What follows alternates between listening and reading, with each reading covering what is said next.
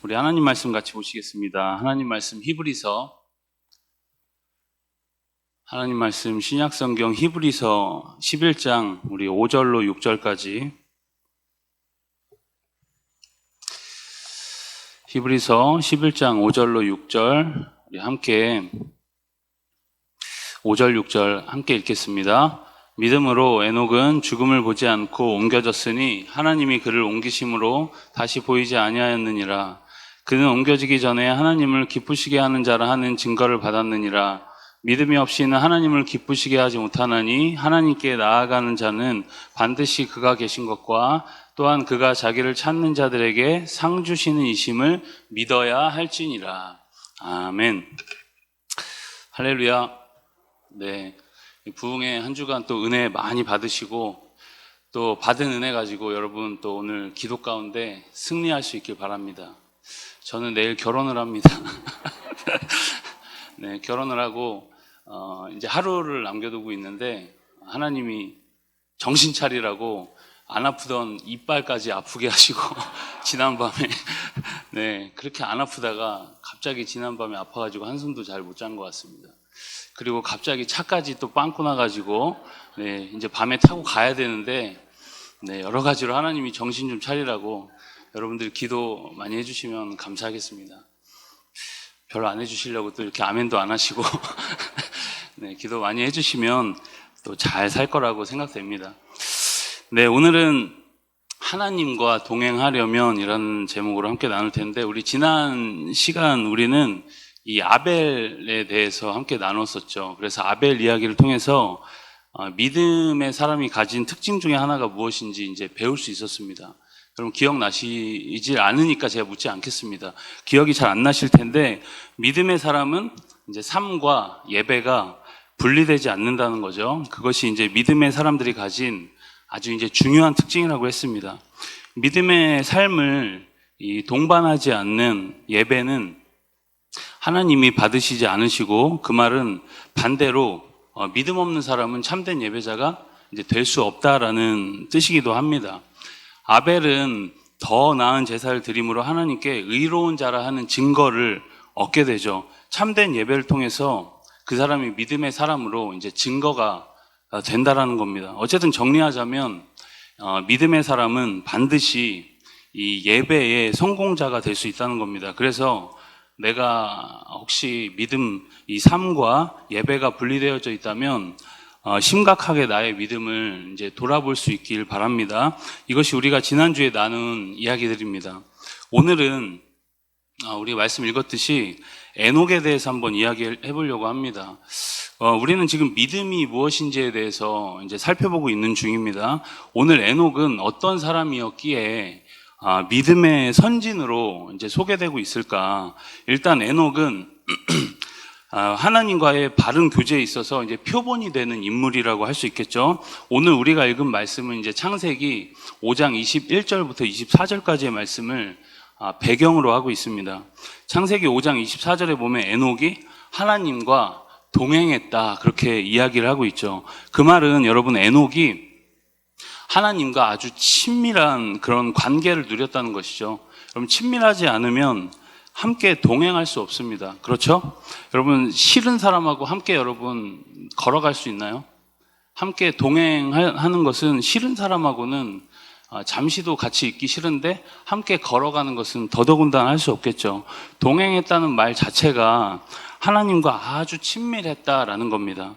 죽음을 보지 않고 또 다른 세계로 옮겨질 만큼 하나님과 친밀한 교제 속에서 이제 동행한 믿음의 인물이라는 거죠. 그렇다면 도대체 에녹은 어떤 믿음이 있었기에 죽음을 보지 않고 옮겨질 만큼 하나님과 동행하는 삶을 누릴 수 있었을까? 성경에는 이에 대해서 많은 단서를 주지는 않습니다.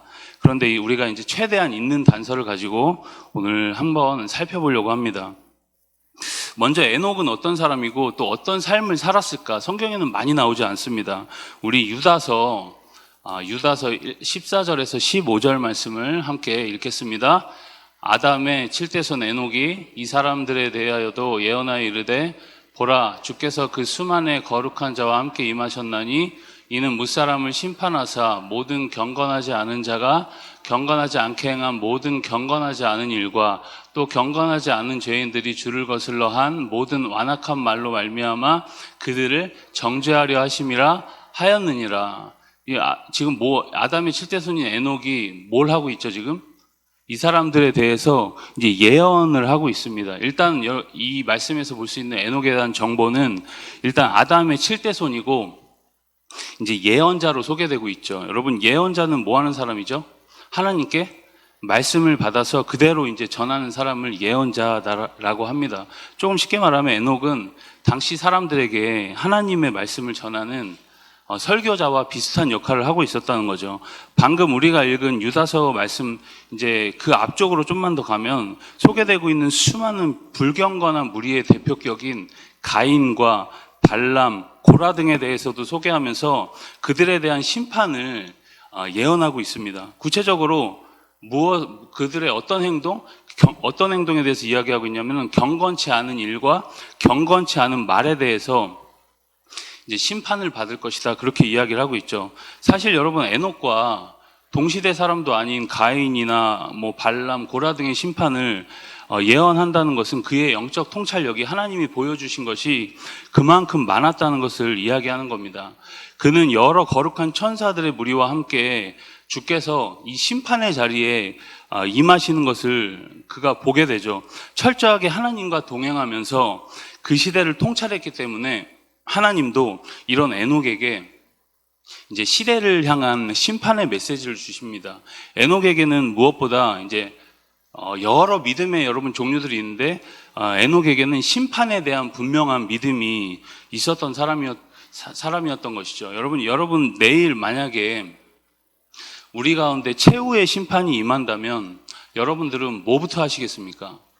저는 일단 내일 결혼을 하니까 내일까지는 안전해야 되지만 여러분들은 혹시 만약에 내일이 아니라도 한 일주일 후에 하나님이 이제 오셔서 모든 걸 심판하시고 마무리하신다 라면 여러분들은 뭘 하시겠어요?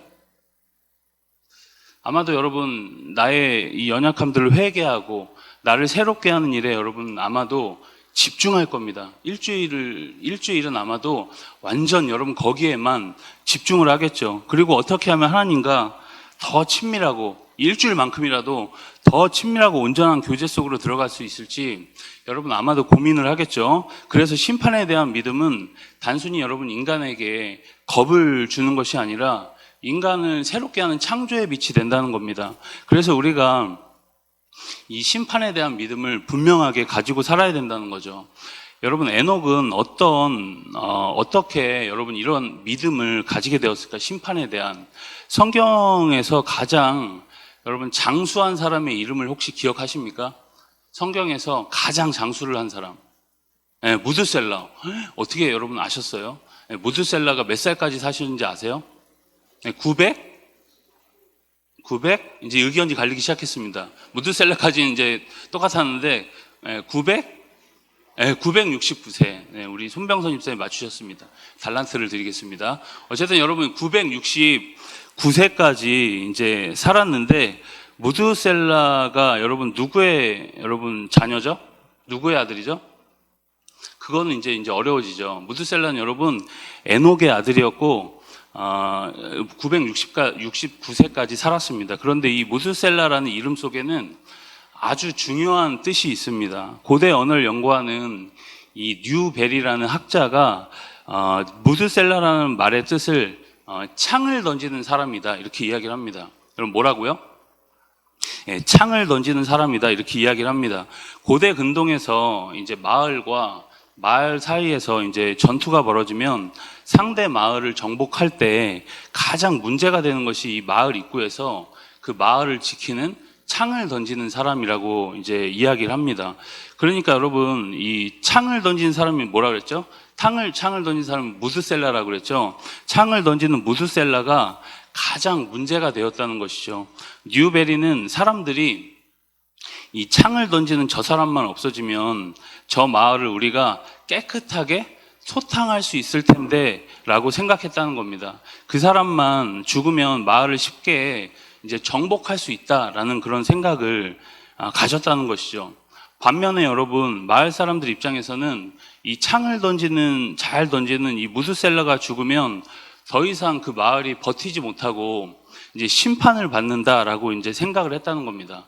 그 마을이 무너진다는 거죠. 그래서 뉴베리는 이런 역사적 배경을 가지고 무드셀라라고 하는 이름 안에는 그가 죽으면 하나님의 심판이 온다라는 의미를 갖고 있었다는 겁니다.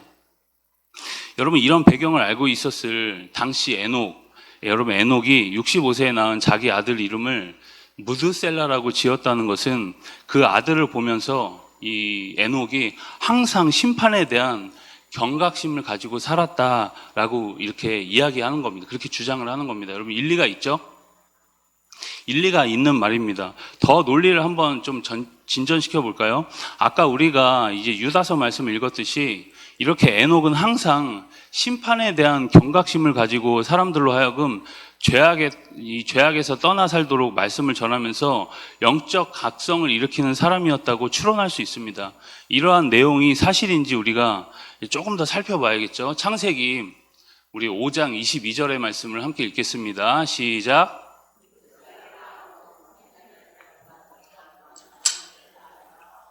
무드셀라를 낳고 에녹이 300년을 하나님과 동행하며 자녀를 얻었다, 이렇게 이야기합니다. 에녹이 여러분 무드셀라를 65세에 낳았고 무드셀라를 낳은 후에 300년을 하나님하고 이제 동행했다는 거죠. 그런데 특이한 점은 에녹이 이 무드셀라를 낳기 전에는 하나님과 동행했다는 말이 없죠. 무드셀라를 낳은 다음에 300년을 동행했다, 이렇게 이야기를 합니다. 무드셀라를 낳은 후에야 이제 동행을 했다는 말이 강조되어 있는 겁니다. 다시 말하자면 그 아들을 통해서 들려온 하나님의 심판에 관해서 이 에녹이 엄숙한 진리를 깨닫고 나서 그 믿음을 가지고 하나님과 동행하는 생활에 들어갈 수 있었다, 그렇게 추론을 할 수 있겠죠. 심판에 대한 믿음이 그를 하나님과 동행할 수 있도록 이끌었다라는 겁니다. 여러분, 이 심판에 대한 이 감각을 가지고 사는 것이 우리 신앙생활에 있어서 얼마나 중요한지 모릅니다. 여러분, 하나님과 동행하느냐, 동행하지 못하느냐가 이 심판에 대한 감각을 갖고 있느냐, 가지고 있지 않느냐에 달려 있다는 거죠. 여러분, 곧 주님이 오셔서 심판하신다는데 우리가 이 세상에 많은 미련을 두고 살 수 있을까요? 여러분, 심판에 대한 믿음은 무드셀라의 죽음에서 우리가 더 확실하게 볼 수 있습니다. 우리 창세기 5장 25절도 함께 읽겠습니다. 무드셀라는 187세에 라멕을 낳았고, 무드셀라 몇 살 때 라멕을 낳았다고 하죠? 187세에 라멕을 낳습니다. 그런데 28절에 보면 라멕이 182세에 아들을 낳았다, 그렇게 이야기를 합니다. 그 아들을 낳은 아들이 누군지 아세요, 혹시? 그 아들이 바로 노아입니다. 노아. 그러니까 노아가 무드셀라의 이제 손자가 되겠죠. 그럼 여러분들 여기서 이제 퀴즈를 한번 내겠습니다. 노아가 태어날 때, 그럼 무드셀라의 나이는 몇 살이었을까요? 방금 말씀을 이제 띄워준 거를 잘 더하면 됩니다. 몇 살이었을까요? 무드셀라 나이에 라멕의 이제 나이를 더해보면 알 수 있겠죠. 187세에다가 182세를 더하면 몇 살이죠? 369세. 제가 가르쳐 드리겠습니다. 그냥 369세입니다. 노아가 태어났을 때 무드셀라의 나이가 이제 369세. 그럼 노아의 홍수가 있었던 때는 노아가 몇 살이었을까요? 자꾸 오늘 제가 물어봐서 죄송합니다. 그럼 어려우시죠? 여기에 아주 중요한 메시지가 있기 때문에 제가 이야기를 하는 겁니다. 우리 창세기 7장 11절도 함께 읽겠습니다. 노아가 600세 되던 해 둘째 달 곧 그 달 열인의 날이라. 그날에 깊음의 샘들이 터지며 하늘의 창문들이 열려. 노아가 몇 살 때 홍수가 시작되죠? 홍수 심판이? 노아가 이제 600세 되던 해에 홍수 심판이 일어납니다. 그럼 이때 무드셀라의 나이는 몇 살입니까? 네? 969세. 그 무드셀라 몇 살까지 살았다 그랬죠? 969살까지 살았다 그랬죠. 그러니까 아까 노아가 태어났을 때 369세였고 노아가 이제 600세니까 969세인데 무드셀라가 죽었을 때 노아의 홍수 심판이 이제 있었다는 겁니다. 해가 딱 맞물렸다는 거죠. 아까 말했듯이 여러분, 마을을 지키는 창을 던지는 사람이 무드셀라가 죽으면 이 마을이 다른 마을에게 정복되듯이 무드셀라가 죽던 해에 홍수 심판이 비로소 그 이름대로 시작됐다는 겁니다. 진짜 그 이름대로 된 것이죠. 여러분, 하나님께서는 이렇게 이 족보를 통해서도 정확하게 하나님 자신의 뜻을 나타내십니다. 에녹은 여러분 무드셀라 이름을 창을 던지는 사람이라고 지었고, 그 이름을 통해서 심판에 대한 경각심을 가지고 믿음으로 하나님과 동행할 수 있었다는 겁니다. 사람들은 여러분 에녹의 심판 메시지에 잘 귀를 기울이지 않았습니다. 그러나 에녹은 심판에 대한 하나님의 말씀을 그대로 믿었다는 것이죠. 에녹은 이러한 믿음을 통해서 오늘 말씀처럼 하나님을 기쁘시게 하는 자라 하는 증거를 받습니다. 여러분, 주님과 동행하려면 무엇이 있어야 될까요? 믿음이라는 게 있어야 동행할 수 있겠죠. 특별히 여러분, 심판에 대한 믿음이 있어야 합니다. 우리가 너무 이 땅이 영원하다라고 생각하고 사니까 너무 이 땅의 것에 우리가 집착을 할 때가 있죠. 물론 우리가 다 집착을 하면 삽니다. 그러나 가끔씩 정신이 번떡 뜨일 때는 언제입니까? 이거 평생 갈 것도 아닌데 왜 우리가 여기다가 이렇게 올인하고 살지? 그런 생각을 가질 수 있는 사람들은 그리스도인들 외에는 잘 할 수가 없는 것이죠. 어쨌든 여러분, 이렇게 에녹은 하나님이 심판하실 것이라는 말을 그대로 믿었습니다. 그래서 믿었기 때문에 하나님과 동행할 수 있었다는 것이죠. 여러분, 이 땅이 여러분 전부인 것처럼 살면 우리 삶에 능력이 없습니다. 에녹은 심판에 대한 분명한 믿음을 가지고 하나님과 동행하면서 하나님과 교제합니다. 얼마나 깊은 교제 속으로 들어갔는지, 얼마나 깊은 교제 속에서 동행했는지 에녹은 죽음을 보지 않고 옮겨졌다, 이렇게 이야기를 하죠. 사람이 여러분 연수가 다하면 육신의 죽음을 맞이하는 것이 당연한 것이죠. 그러나 에녹은 자연적 죽음을 맞이하지 않고 그대로 천상의 세계로 옮겨졌다는 겁니다. 이유가 뭐죠? 심판을 믿고 하나님과 철저하게 교제하며 하나님과 동행했기 때문에 가능했다는 말씀입니다. 여러분, 심판에 대한 믿음을 가지고 살아갈 수 있길 간절히 바랍니다. 여러분, 우리는 성경에서 말하는 이 최후의 징조들이 이 세대 속에서 실제로 이루어지고 있는 것을 우리의 두 눈으로 똑똑히 보면서 이 세대를 살아가고 있습니다. 여러분, 한 30년 전만 해도 우리가 생각하지 못했던 것을 이 시대에 우리가 굉장히 많은 것을 경험하며 살아가고 있죠. 저도 어렸을 때만 해도 핸드폰이 없었는데 지금은 이제 핸드폰을 들고 다니면서 뭐든지 다 할 수 있는 시대고, 4차 산업혁명 시대라고 여러분 우리가 이야기를 하죠. 4차 산업혁명 시대의 문명이 너무나도 찬란해서 이제는 여러분 하나님이 더 이상 필요하지 않은 시대에 살아가고 있습니다. 모든 것이 과학으로 다 설명이 가능하고, 여러분 저기 뉴링크라고 하는 일론 머스크가 하는 회사에서는 생각으로도 이제 컴퓨터를 끌 수 있는 시대에 우리가 살고 있습니다. 무선으로 이렇게 누르는 게 아니라 우리가 말을 하는 것도 아니고 생각만 해도 컴퓨터를 끌 수 있는 그런 기술까지 갖고 있다는 거죠. 온갖 거짓 사상과 죄악들이 난무하는 시대에 우리가 살고 있습니다. 지식들이 빠르게 오고 가며 진리에 집중하기 힘든 그런 시대에 우리가 살고 있죠. 주님의 재림과 심판이 정말 멀지 않은 것 같다라는 생각을 하게 됩니다. 성경은 분명히 말하기를 뭐라 그러죠? 내가 속히 오리라. 여러분, 오늘 주님이 오신다면 우리가 아멘으로 주님을 맞이할 수 있을까요? 에녹처럼 심판에 대한 분명한 믿음을 가지고 우리가 오늘 살아가고 있습니까? 여러분, 그 믿음이 우리에게 충만히 넘치기를 축복합니다. 그럼 마지막으로 우리 6절의 말씀을 다시 한번 읽겠습니다. 시작. 믿음이 없이는 하나님을 기쁘시게 하지 못하나니 하나님께 나아가는 자는 반드시 그가 계신 것과 또한 그가 자기를 찾는 자들에게 상 주시는 이심을 믿어야 할지니라. 뭐가 없이는 하나님을 기쁘시게 못한다고요? 믿음이 없이는 하나님을 기쁘시게 할 수 없답니다. 그럼 믿음이 있어야 하나님을 기쁘시게 할 수 있다는 거죠. 특별히 여러분 오늘 말씀에서 말씀하는 믿음은 어떤 믿음일까요? 주님이 곧 오신다는 그 믿음을 이야기하는 겁니다. 곧 주님이 오셔서 모든 것을 심판하신다는 믿음. 여러분, 당시 성도들에게는 이 확신이 분명하게 필요했습니다. 당시 성도들에게는 특별히, 오늘 우리에게도 여러분 마찬가지죠. 곧 심판이 있을 것을 믿고 우리가 주님과 동행하는 믿음, 이것을 믿고 오늘도 우리가 주님 앞에서 동행하며 사는 자에게 반드시 하나님께 상 주실 것이라는 믿음, 오늘 우리에게 그런 믿음이 다 회복되는 복된 기도의 밤이 다 될 수 있길 주님의 이름으로 간절히 소망합니다.